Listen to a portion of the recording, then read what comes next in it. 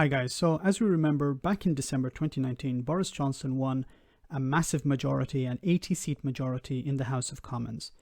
Now, shortly after that victory, I made a prediction a few months later that Boris Johnson would be removed from power, but not by the opposition, but by his own party.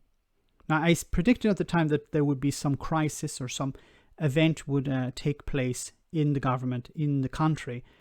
I didn't know whether it would be Boris Johnson's doing or it would be outside Boris Johnson's control. But something will come along and it will drive a wedge between the government and the backbenchers. And the backbenchers will eventually call for Boris's head. Now, nobody could have predicted this pandemic, of course. And I was slightly wrong that it was not the backbenchers that seemed to be calling for Boris's head, but also the front bench. This is Sir Desmond Swayne. He has some questions of Jacob Rees-Mogg, and of course Jacob attempts to avoid the question, but he does eventually answer it. Let's hear what he had to say. On Tuesday, instead of filling the time with newspeak designed to obscure the blindingly obvious, will he ensure that the Minister focuses rigorously on the key question, namely, if lockdown measures are the answer, why aren't they working? So if lockdown measures are the answer, why aren't they working? So let's hear what Jacob Rees-Mogg has to say.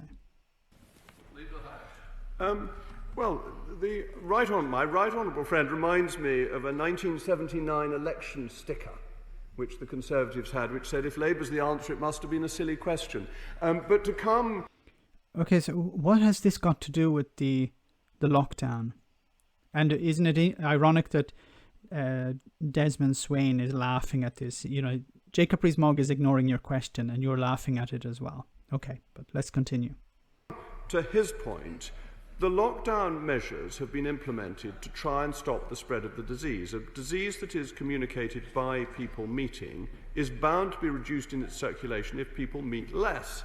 And we saw that with the first lockdown, that it stopped people meeting and therefore the numbers affected by the disease declined. But on his... Isn't it interesting that Jacob Rees-Mogg eventually answers the question when it comes from a member of his own party? Can you imagine if somebody from the SNP or the Labour Party had actually asked the same question? Do you think Jacob Rees-Mogg would have answered it? His main point, will he get good answers from ministers? I can absolutely assure him he will get brilliant answers from ministers. So what's happening here? Boris Johnson and the government are in hot water because the general public and the Conservative Party in general are not happy with how this pandemic has been dealt with. Of course, this pandemic was dealt with in a half-arsed way because you had the Conservative Party wanting to protect the economy and the scientists within the SAGE group who were advising the government trying to protect the public. And Boris Johnson was trying to play a balancing act here. He believed he could protect the public to a certain extent and also protect the economy. And we've seen the results of this. And instead of actually protecting people and protecting the economy, he protected neither. And now what he's attempting to do is the same thing again, implement local lockdowns, which are not actually working, and avoid a massive complete lockdown, which has demonstrated to work. I know it's not popular. I know it's extremely damaging to the economy, but it worked. We saw the numbers of new cases decrease dramatically.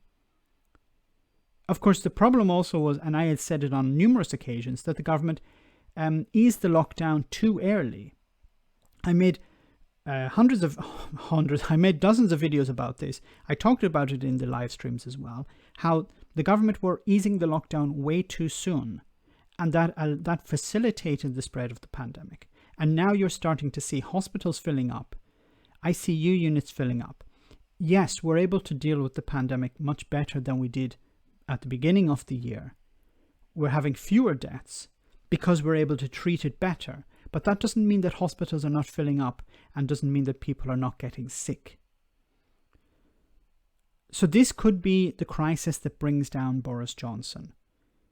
He's not cut out for this job. This is a real crisis. This is an epic crisis. And unfortunately, you have Boris Johnson at the helm. Someone who's incompetent and a buffoon. Somebody who's best suited for boring politics where there are no crises. I think this will eventually drive a wedge between the government and the backbenchers and even frontbenchers. And the Conservative Party will see, we're getting damaged by this. Boris needs to go. Who will say the immortal words, or who will actually deliver the blow resulting in Boris saying, "Et tu, brute"? I don't know. Perhaps it could be someone on screen. We don't know. Let me know in the comment section, guys, what you think. As always, your comments are greatly appreciated. Thanks a lot. I want to say a big thank you to all of my patrons. You ensure that this channel continues to exist. I'm eternally grateful for all of your support. If you join Patreon, you will receive instant access to our Discord server, where we have both audio and video chats. You can chat with me and other patrons, where we discuss important and non-important issues. Becoming a patron per month costs about the same as a large coffee, so why not check it out?